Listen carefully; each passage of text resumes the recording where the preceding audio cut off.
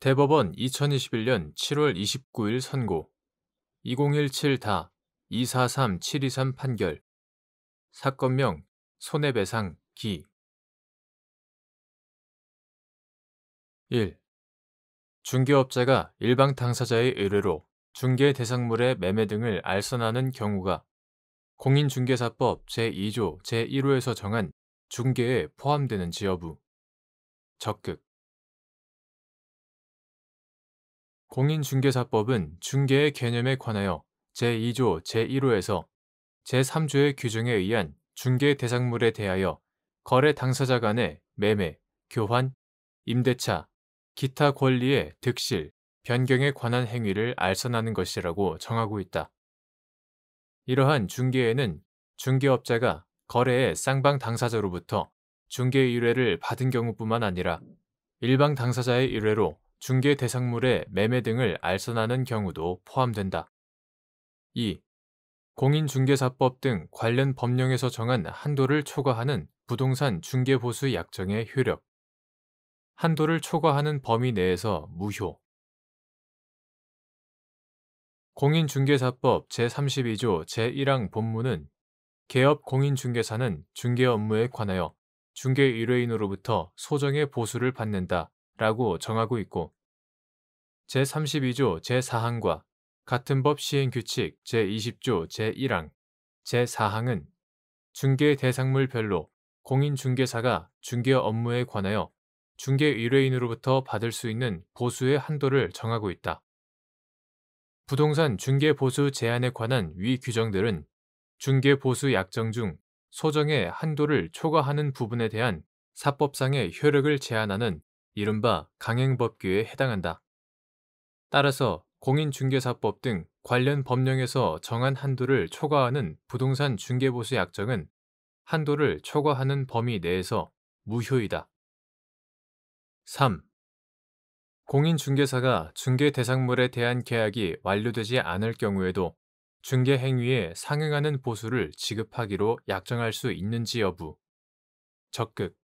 및 이때 보수액을 산정하는 구체적인 기준을 정하지 않은 경우 보수를 정하는 방법. 이러한 보수는 계약이 완료되었을 경우에 적용되었을 부동산 중개 보수 제한에 관한 규정에 따른 한도를 초과할 수 없는지 여부. 적극.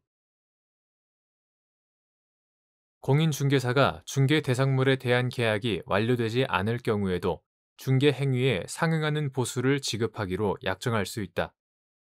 이 경우 당사자의 약정에서 보수액을 산정하는 구체적인 기준을 정하지 않았으면 중개 의뢰 경위, 중개 사건 처리 경과와 난이도, 중개에 들인 기간과 노력의 정도, 의뢰인이 중개로 얻는 구체적 이익, 중개 대상물의 가액, 그 밖에 변론에 나타난 여러 사정을 고려하여 보수를 정해야 하고, 약정에서 특정 보수액이 정해졌다면 신의성실의 원칙, 형평의 원칙 등을 고려하여 합리적이라고 인정되는 범위 내의 보수만을 청구할 수 있다. 이러한 보수는 계약이 완료되었을 경우에 적용되었을 부동산 중개 보수 제한에 관한 공인중개사법 제32조 제4항과 같은 법 시행규칙 제20조 제1항, 제4항에 따른 한도를 초과할 수는 없다고 보아야 한다. 4.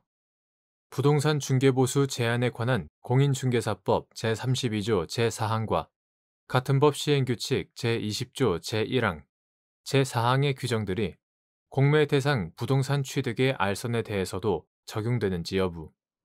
적극.